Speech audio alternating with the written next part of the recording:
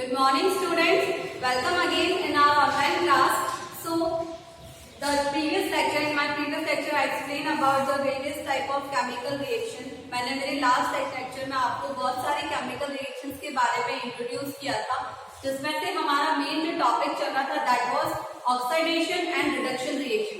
तो हमने ऑक्सीडेशन और रिडक्शन रिएक्शन रीड किया था, जिसके 5 टाइप्स थे. 5 टाइप्स के बेसिस पर हम जो है ऑक्सीडेशन और रिडक्शन रिएक्शन को एक्सप्लेन कर सकते हैं. तो अब आता है हमारे पास जो 5 टाइप तो है वो हमने रीड कर लिए हैं. अब हम जो एक न्यू टॉपिक स्टार्ट करेंगे that is redox reaction. And what is redox reaction? The reaction in which one substance is oxidised and another is reduced. मतलब कि ये दोनों रिएक्शन क्या होती है, ऑक्सीडेशन और रिडक्शन रिएक्शन दोनों ही साथ में होती है. उस रिएक्शन को हम क्या बोलते हैं? Redox reaction. जिसमें एक सब्सटेंस को क्या होगा, ऑक्सीडाइज्ड होगा यानी ऑक्सीजन ऐड अप हो जाएगा उसमें, और एक क्या हो जाएगा, रिड्यूस यानी कि रिडक्शन हो जाएगा. ठीक है. So these reactions occur simultaneously, साथ साथ में होता है, इसीलिए हम इसको क्या कहते हैं, redox reaction. So these are the example of redox reaction. The first one is Zn. Zn is the symbol of zinc. ये zinc का symbol होता है. And Cu is the symbol of copper. और SO4 कंपाउंड है जिसको हम बोलते हैं सल्फेट. तो इसका नाम हो गया CuSO4 का नाम क्या होगा, कॉपर सल्फेट. तो अब आपको जो है ये क्या है, रिएक्टेंट, ये एरो बना दिया. अब आप क्या लिखेंगे यहाँ पे, प्रोडक्ट्स. तो प्रोडक्ट क्या बनेंगे, अब मैं आपको रिएक्शन को किस तरीके से लिखते हैं, कैसे आपको पता चलेगा कि कौन सा कंपाउंड आता है, उसको लिखने का तरीका बता रही हूँ. So like this Zn. मैंने आपको क्या बोला कि कोई भी सब्सटेंस होता है, पहले आप इसके ऊपर रफली पेंसिल से प्लस माइनस लगा दो. सो दिस इज प्लस. Zn अकेला है इसलिए इसके ऊपर प्लस आएगा. और जनरली कोई कंपाउंड होता है तो उससे पहला जो सब्सटेंस होता है उसको हम प्लस लिखते हैं. तो ये हमने प्लस कर दिया कि कॉपर कैसा है, प्लस है. और ये जो सल्फेट है ये कैसा है, ये पूरा ही कंपाउंड है, तो ये टोटल कैसा हो गया, नेगेटिव. पॉजिटिव नेगेटिव क्या होगा, अट्रैक्ट करेगा, इसीलिए आप क्या बनाएगा, ZnSO4. और कॉपर के पास अब कुछ नहीं बचा, इसलिए कॉपर कैसा हो जाएगा, अलग हो जाएगा. जब ये रिएक्शन आप कंप्लीट कर लो तब आपको इस साइड को हटा देना है. ठीक है.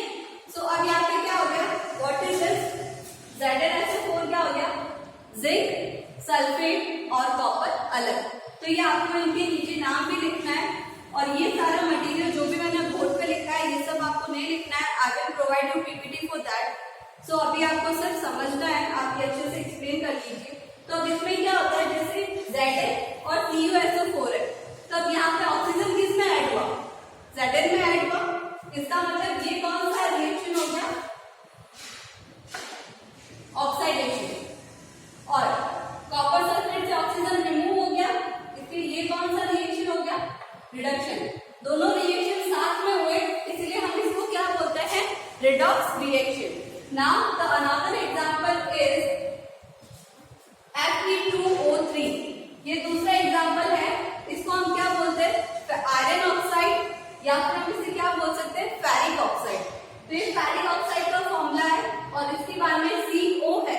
CO is carbon monoxide. Then अब यहाँ पे क्या होगा, Fe अलग हो जाएगा. So this is 2Fe and carbon dioxide जो है ये इस तरीके से बन जाएगा CO2. तो यहाँ पे ऑक्सीजन किसके पास में गया है, यहाँ से ऐड हो गया. कार्बन मोनोऑक्साइड था और अब ऑक्सीजन क्या हो गया, कार्बन डाइऑक्साइड बन गया. तो ऑक्सीजन ऐड हुआ है, इसलिए ये कौन सा रिएक्शन हो गया, ऑक्सीडेशन. और फेरस यानी कि आयरन के पास से ऑक्सीजन रिमूव हो गया, इसलिए ये कौन सा रिएक्शन हो गया, रिडक्शन. तो दोनों ही ऑक्सीडेशन और रिडक्शन साथ में हो रहा है, इसलिए हम इसे क्या बोलेंगे, this is the redox reaction. Now the next reaction is neutralisation reaction. तो ये अब हमारे पास में कौन सा हो गया, न्यूट्रलाइजेशन रिएक्शन है. In this reaction acid and base react, then salt and water are form. यानी कि इस रिएक्शन में क्या होता है, एसिड और बेस जो होते हैं वो आपस में एक दूसरे से रिएक्ट करते हैं और दोनों ही एक दूसरे के इफेक्ट को न्यूट्रल कर देते हैं. और न्यूट्रल करने की वजह से इसे हम क्या बोलते हैं, न्यूट्रलाइजेशन रिएक्शन. और जैसे ये एक दूसरे को न्यूट्रल कर देंगे तो क्या बनेगा, सॉल्ट और वाटर का फॉर्मेशन होगा. तो हमें याद रखना है कि जब भी एसिड और बेस रिएक्ट करेंगे तो क्या बनेगा, salt and water. So this is general the neutralisation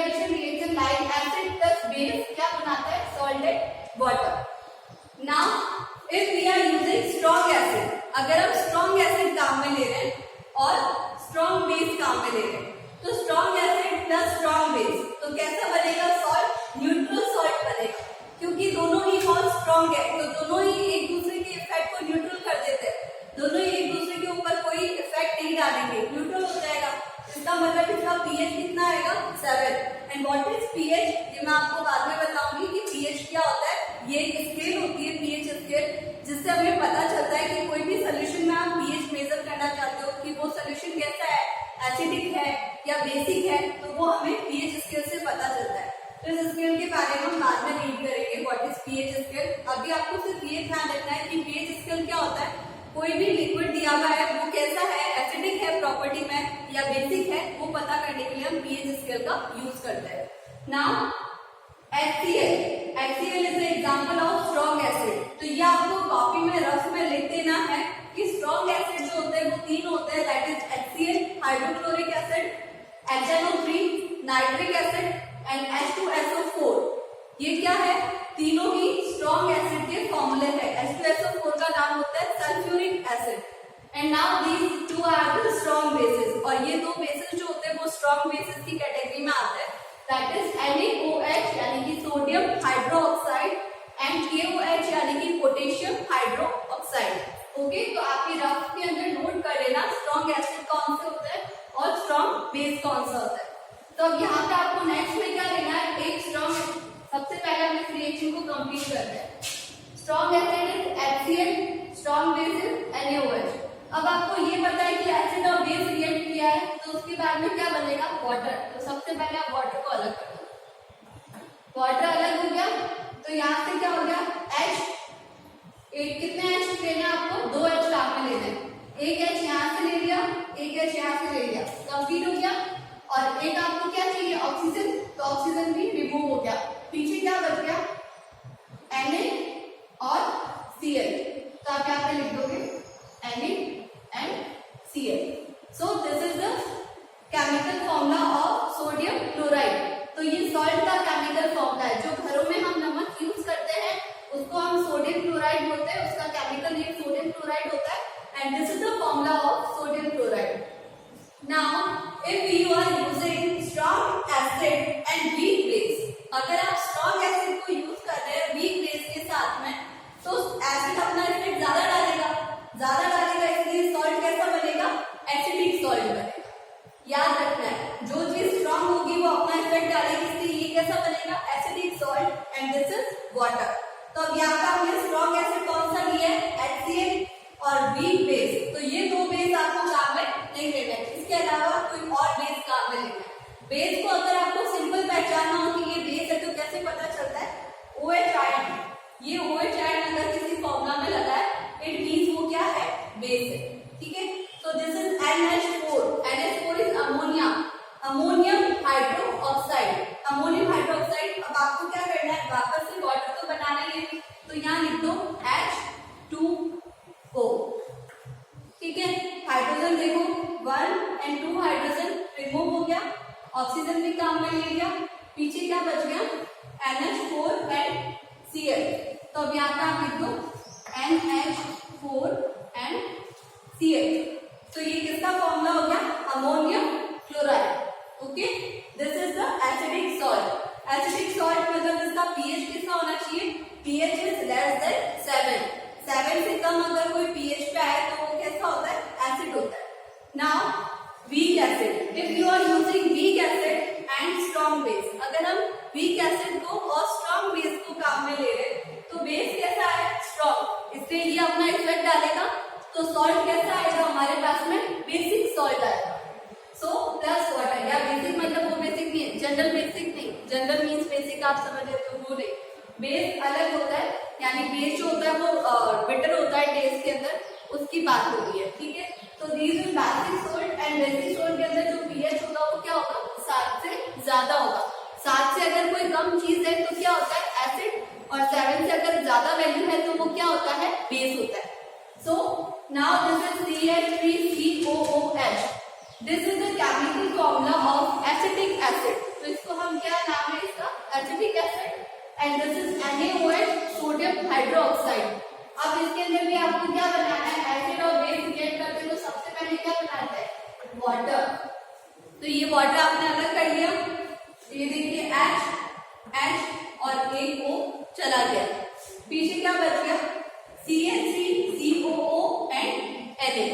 तो ये यहाँ पे आपने लिख दो CH3 COO and A। So now this is sodium acetate. Okay? So ये सारी रिएक्शंस है, आपको इन रिएक्शन को रीड करना है और इनके एग्जांपल्स यानी कि जो ये केमिकल रिएक्शंस होती है इनको लर्न करना है और इनके नाम को पढ़ना है और उसको लर्न करना है, फॉर्मूला याद करना है, ठीक है। So now another topic is catalyst. तो अब हमारा चैप्टर के दो पोर्शन थे, that is chemical reaction and catalyst. तो केमिकल रिएक्शन वाला पोर्शन जो था वो यहाँ तक कंप्लीट हो चुका है। Now we are again start with the second topic of chapter, that is catalyst. अब हम कैटालिस्ट के बारे में पढ़ेंगे कि कैटालिस्ट क्या होता है। So the substances which change the velocity of chemical reaction, यानी कि वो substances जो chemical reaction की velocity यानी कि speed को change कर देते हैं, but themselves remains unchanged, लेकिन खुद क्या रहता है unchanged रहता है। मतलब किसी एक substance को अगर किसी reaction में डालने पर उसका speed slow हो जाए या fast हो जाए और वो खुद सबस्टेंस जो है वो अनचेंज रहे, वो अपनी स्टेट के अंदर या अपना जो भी उसका कलर है, फॉर्मेशन है, कंपोजिशन है, उसके अंदर कोई इफेक्ट नहीं डाले, खुद अनचेंज रहे, तो उस सबस्टेंस को हम क्या कहते हैं कैटालिस्ट। तो आपको ये याद रखना है, catalyst is always change the velocity of chemical reaction but themselves remains unchanged, लेकिन खुद कैसा रहता है अनचेंज रहता है, सिर्फ केमिकल रिएक्शन के वेलोसिटी को चेंज करता है यानी कि स्पीड को स्लो या फास्ट कर देता है। And this phenomenon is called catalysis, और इस फिनोमेनन को हम क्या कहते हैं catalysis. So this is the example of catalyst like 2KClO3।